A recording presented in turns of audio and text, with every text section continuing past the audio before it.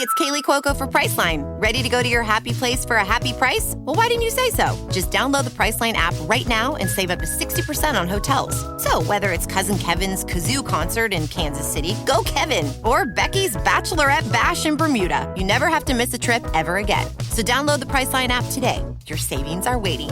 Go to your happy place for a happy price. Go to your happy price, Priceline. ABC Wednesday, October 9th. Y'all complain all day. We want books. We want paper towels in the classroom. Bet you want raises, too.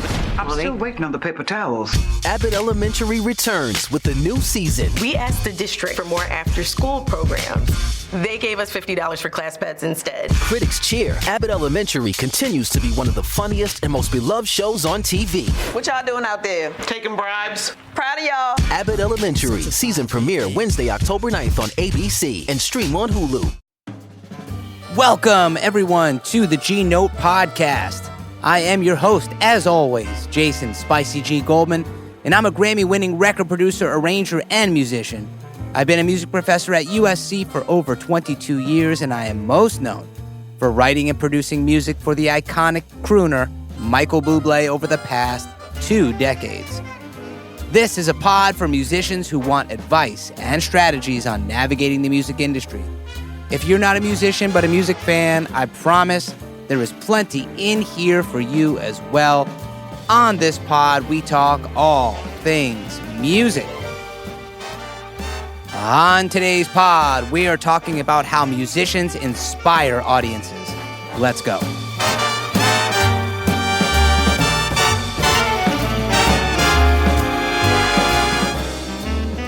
What is happening, everyone? Thank you, as always, for tuning in this lovely day. Today, I want to dive into the idea of inspiring your audiences. I've been to a lot of concerts, as you may guess, throughout my life, and I have been fortunate enough to see some of the biggest names in music ever. And I can honestly say that the majority of music that I've seen has been fantastic. But there's really been only one, maybe two, that have left this inspiring mark upon me that I won't forget. Don't get me wrong, by the way. There's tons of performances that have been inspiring to me over the years.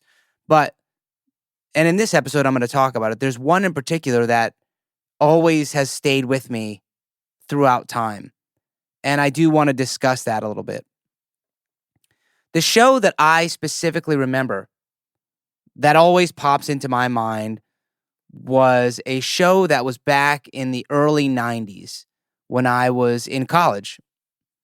So, a side note, I went to the Berklee College of Music in Boston, and this was at the time when it was still, it still had a major focus on jazz music. It doesn't have that really so much anymore. There's not a ton of jazz musicians that come out of there anymore, but at that time, it was still flourishing with a lot of jazz and buzzing with a lot of jazz.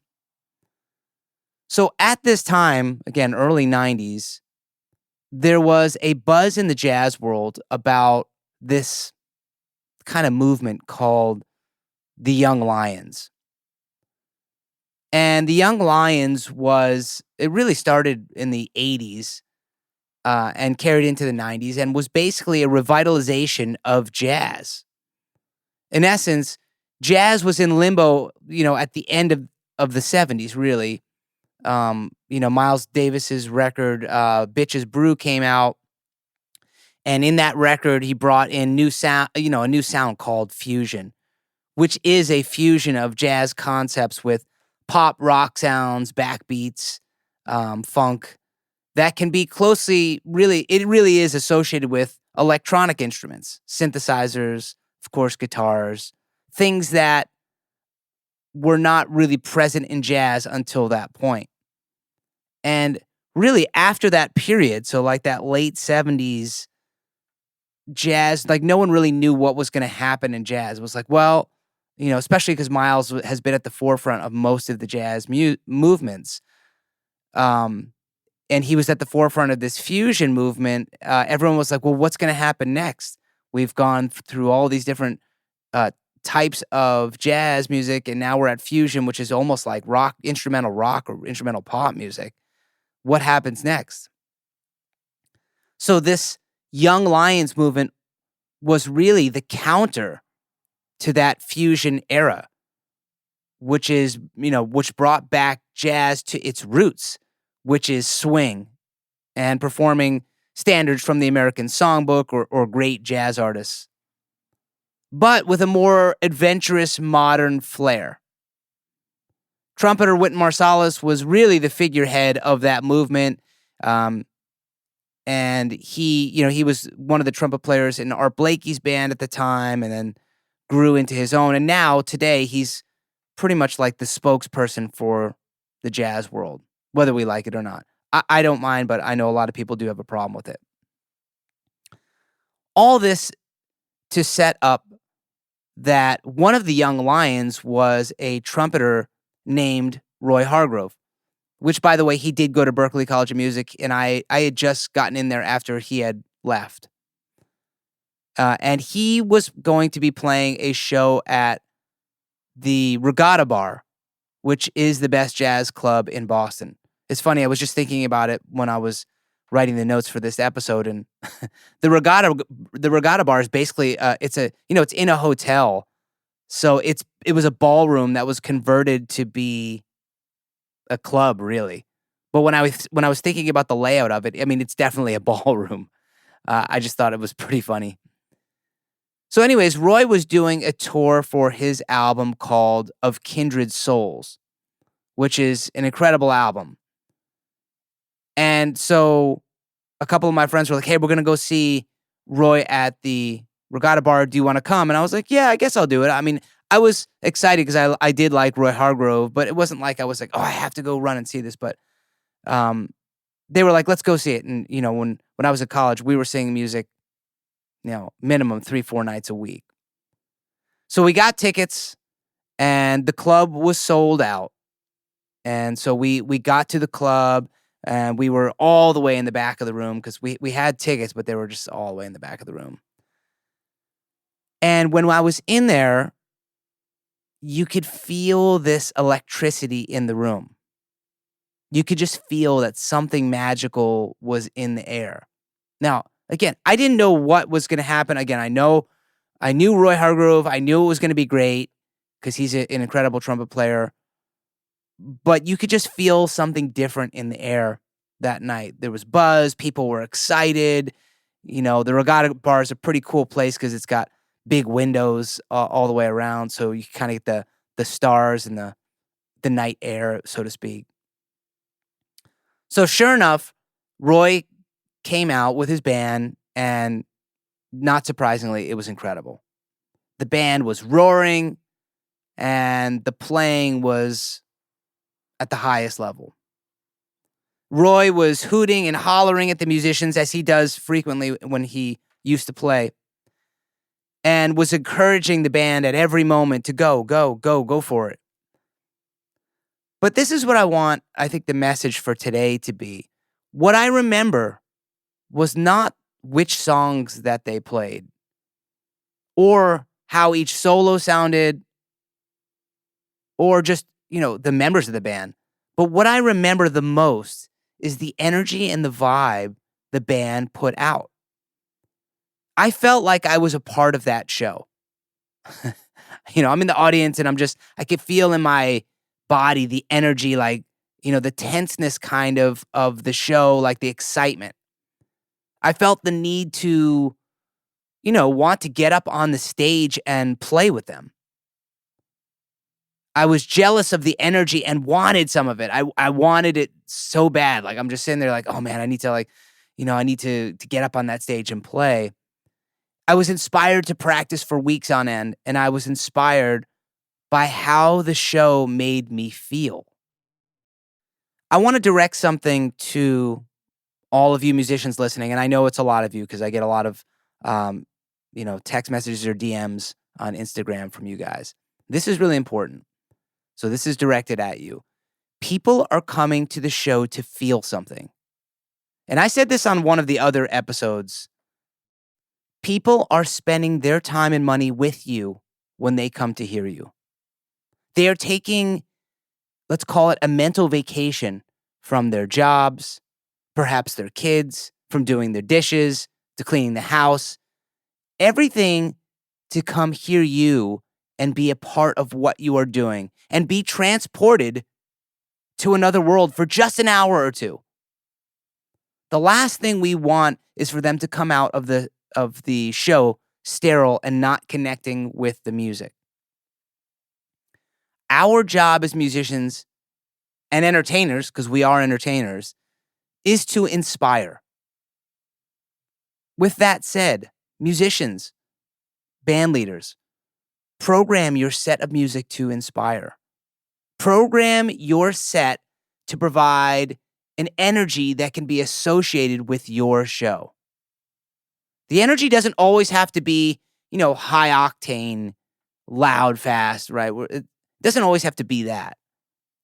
But it should have a specific energy that you are looking to give the audience.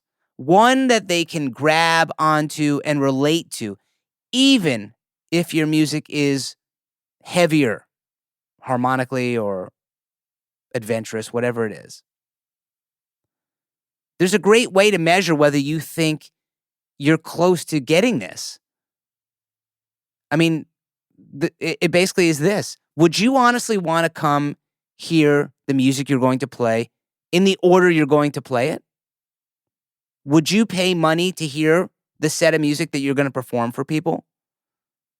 Now, I know this can be difficult to do, which is step outside of your music. And, we're all partial to our own music. And, the first inclination is, yes, yeah, I would definitely hear my own music. But it's really important that we be honest with ourselves. That is one of the marks of a truly great musician, in my opinion. Yes, we can always improve and be better, and the music can always improve and be better, and it will be moving forward. It always will be. We're trying the best we can. But be honest and try to inspire people with what you are doing. This is one of the main things that I try to do with my shows. And I know a lot of you out there have come and seen my big band play at the Vibrato Jazz Club here in LA. If you haven't, again, it's a big band, 17 musicians. We have some vocalists sing with us. And what we try to do is all the things that I mentioned before. Take you away from your normal day. Feel the swing energy that the band is giving out. Feel the energy of the singers, whether it be a soft energy on a ballad, right? Or a bouncy energy on a fun tune, or a really greasy kind of swinging tune. We want you to feel the intensity of that. We're always trying to make you feel something. I am programming the set to make you feel something. Of course you have to do that initially for yourself. You're trying to program and be like, what do you think would be great?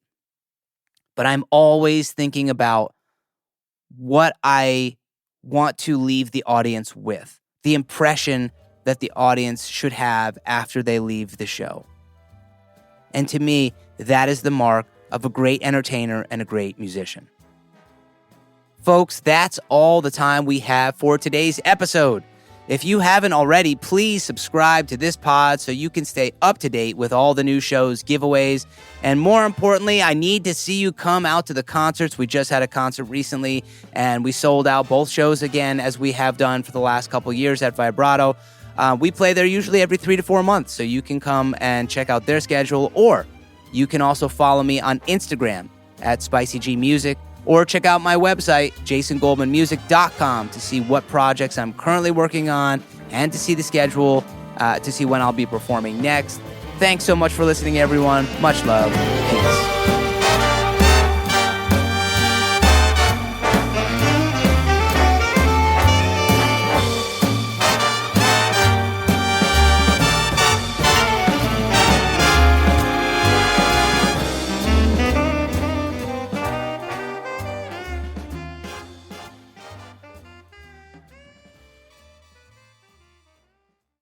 The Jeremiah Show is proudly featured on Pantheon Podcasts. Don't miss an exciting episode of The Jeremiah Show. You're invited to the world of pop culture, music icons, and food gods. Find Jeremiah at thejeremiahshow.com or on all social networks and back catalogs at Linktree, Jeremiah D. Higgins. I am Miles Zuniga from Fastball. And we are a girl named Tom. Hi, I'm Marielle Hemingway. Hi, this is Chef Melissa King from Top Chef All Stars. Hi there, everybody. This is Ann H. Hi, I'm Shadoe Stevens. I'm having a great time on The Jeremiah Show, the greatest show in the history of the world. The Jeremiah Show is brought to you by Evolve Entertainment Network, Pantheon Podcasts, and Radio Candy Media. I do hope you enjoyed that interview. I'm sorry that Jeremiah is so hopeless. I did made a real effort to sort of get through the sludge and the drudgery and the cliches and the second-rate ideas. I hope I didn't disappoint you too much.